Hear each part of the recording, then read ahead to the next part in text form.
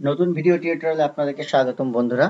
আপনারা সবাই জেনে অত্যন্ত খুশি হবেন যে প্রাথমিক বিদ্যালয়ের সহকারী শিক্ষক রাজস্ব খাতভুক্ত সহকারী শিক্ষক নিয়োগের নতুন বিজ্ঞপ্তি প্রকাশিত হয়েছে। তো কতগুলো পদ এই বিজ্ঞপ্তিতে আছে এটি হয়তো এখানে সরাসরি উল্লেখ নেই, তবে কতটি পদ আছে তা আপনাদেরকে আমরা বারবার বলেছি। চলুন এখন আরেকবার দেখিয়ে নিয়ে আসি কতগুলি পদ আছে এখানে। তাহলে বন্ধুরা, যারা এখনো চ্যানেলটি সাবস্ক্রাইব করেননি এখন চ্যানেলটি সাবস্ক্রাইব করে নিন। নতুন ভিডিও আসলে সবার আগে আপনি পাবেন। এখানে প্রাইমারি নিয়োগ সংক্রান্ত অনেক ভিডিও আছে এবং সামনে আরো অনেক ভিডিও আপনারা পাবেন। ইংলিশের উপর এখানে অনেক ভিডিও আছে।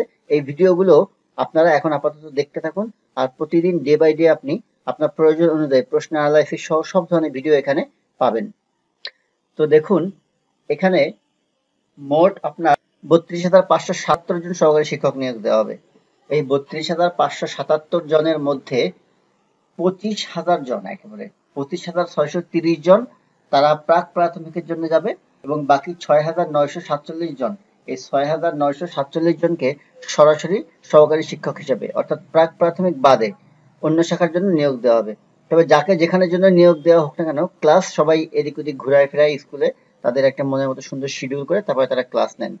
কিন্তু নিয়োগে একটা ধরন থাকে যে কেউ প্রাকে নিয়োগ হয়েছে, কেউ সরাসরি সহকারী শিক্ষকে নিয়োগ হয়েছে, কিন্তু বেতন স্কেল সবকিছু সব রকম সব সুবিধাই একই রকম, এখানে ভিন্ন কিছু নেই। তো এখন আমরা একটু দেখে নেই যে এই নিয়োগ বিজ্ঞপ্তিতে আমাদের কি কি শর্ত আছে, কি কি ব্যাপারগুলো আমাদের মেনটেন করতে হবে এবং কখন থেকে আবেদন শুরু হবে। তাহলে প্রাথমিক শিক্ষা অধিদপ্তরাধীন সরকারি প্রাথমিক বিদ্যালয় রাজস্ব খাতভুক্ত সহকারী শিক্ষকের শূন্য পদে এবং জাতীয়করণকৃত সরকারি প্রাথমিক বিদ্যালয় পিইডিপি 4 এর আওতায় প্রাক প্রাথমিক শ্রেণীর জন্য রাজস্ব খাতে সৃষ্ট সহকারী শিক্ষক পদে জাতীয় বেতন স্কেল 2015 13তম গ্রেড। এই 13তম গ্রেড নিয়ে শিক্ষকরা অনেক আন্দোলন করেছে। আপনারা যারা আজ নতুন শিক্ষক হিসেবে এখানে আসবেন তারা একটু ইতিহাসটা দেখে আসবেন যে বর্তমান শিক্ষক যারা আছে তারা প্রিভিয়াস অনেক আন্দোলন করেছে, অনেক মার খেয়েছে, অনেক কষ্ট সহ্য করেছে। বিনিময়ে আজকে 15তম গ্রেড থেকে 13তম গ্রেডে উন্নীত করা হয়েছে, যেখানে যেটা দ্বিতীয় শ্রেণীর সমমানভুক্ত এবং যেখানে কোনো কোটা সিস্টেমও নেই, শুধু অভ্যন্তরীণ কোটাটা ফলো করা হবে, কয়েকটা কোটা, কিন্তু আর বাকি সব কোটাও এখান থেকে উঠে গেল। অর্থাৎ এখানে শুধুমাত্র মেধাবীরাই এখন নিয়োগ পাবে। আর আপনি কিভাবে নিয়োগ পাবেন, নিয়োগ পাওয়ার জন্য আপনাকে কিভাবে পড়তে হবে, কোন কোন বিষয় গুরুত্বপূর্ণ খেয়াল করতে হবে, সেটি কিন্তু আমি আমার চ্যানেলে বারবার দিয়েছি, বারবার দেখিয়েছি। এই ভিডিওগুলো কিন্তু খুব ভালো করে দেখবেন বন্ধুরা। বিশেষ করে এই যে 10টি বিষয়ের উপর করা ভিডিও, এই ভিডিওটি অবশ্যই অবশ্যই খুব ভালো করে দেখবেন কিন্তু অবশ্যই, না হলে কিন্তু বিপদে পড়ে যাবেন। কারণ এখানে একটা কৌশল ফলো করে আপনাকে পড়াশোনা করতে হবে, সেই কৌশলগুলো এই ভিডিওর মধ্যে আলোচনা করা আছে। আওতায় প্রাক প্রাথমিক শ্রেণীর জন্য রাজস্ব খাতভুক্ত সহকারী শিক্ষক পদে 2015 সালের জাতীয় যে বেতন স্কেল, এই বেতন স্কেলে 13তম গ্রেডে নিয়োগ দেওয়া হবে। তবে এখানে 3 পার্বত্য জেলা বাদ, 3 পার্বত্য জেলা আসতে পারবে না।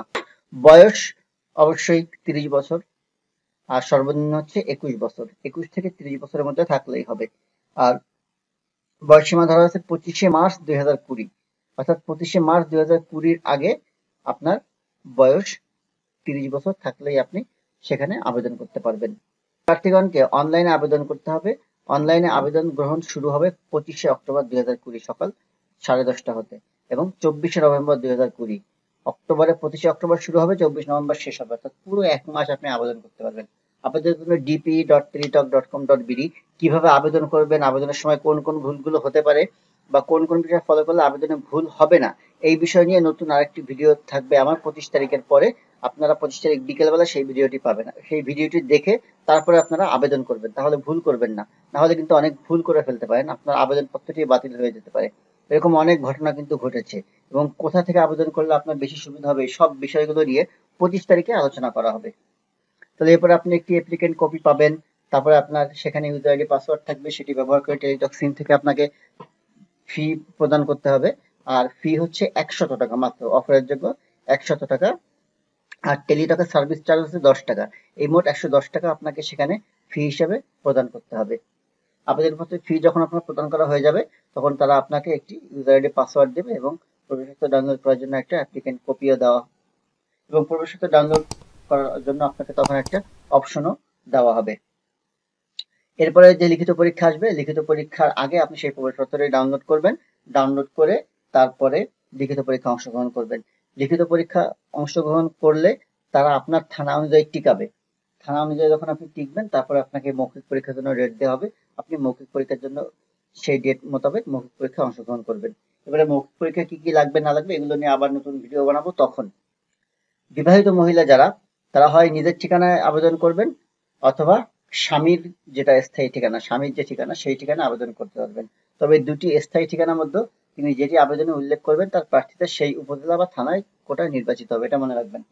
আপনি যেখানে আবেদন করেছেন, আপনি যদি স্বামীর ঠিকানা আবেদন করেন তাহলে স্বামীর ঠিকানার কোটা অনুযায়ী আপনার চাকরি হবে। আর যদি নিজের ঠিকানা করে থাকেন তাহলে নিজের থানার বা নিজের জেলার যে কোটা আছে বা সিস্টেম আছে সেই অনুযায়ী আপনার নিয়োগ হবে। বয়স অবশ্যই 30 বছর। কোনো রকম অসত্য তথ্য দিবেন না, এগুলি এবং যেন কোনো ভুল না হয় সেই বিষয় নিয়ে তো অবশ্যই 25 তারিখে যে ভিডিওটি দেবো সেই ভিডিওটি ভালো করে মনোযোগ দিয়ে দেখবেন। এর পরবর্তীতে যে অপশনগুলো দরকার হবে সেগুলো আবেদনের সময় আমরা আলোচনা করব। তাহলে বন্ধুরা যারা এখনো চ্যানেলটি সাবস্ক্রাইব করেননি এখন চ্যানেলটি সাবস্ক্রাইব করে নিন, নতুন ভিডিও আসলে সবার আগে আপনি পাবেন। তো বন্ধুরা ভালো থাকবেন, দেখা হবে নেক্সট কোনো ভিডিওতে। অবশ্যই মিরাজ ফাউন্ডেশন চ্যানেলটি সাবস্ক্রাইব করুন।